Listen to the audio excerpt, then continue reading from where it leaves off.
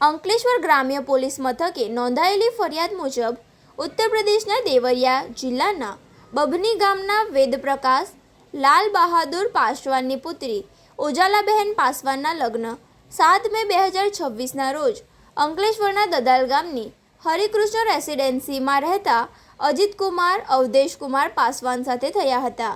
લગ્ન પહેલાં સાસુ માયાદેવી પાસવાન અને તેમના પરિવારના સસરા અવધેશ પાસવાન દહેજ પેટે ઘરવખરીનો સામાન માંગ્યો હતો, જે વેદપ્રકાશ પાસવાને પૂરો પાડ્યો હતો.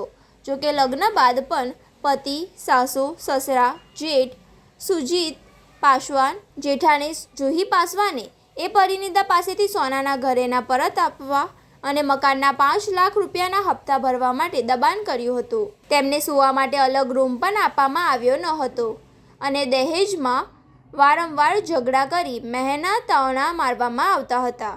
આ ત્રાસના કારણે ગત 11 જુલાઈના રોજ પરિણીતાએ પંખા સાથે સાડી વડે ગળે ફાંસો ખાઈ આપઘાત કરી લીધો હતો.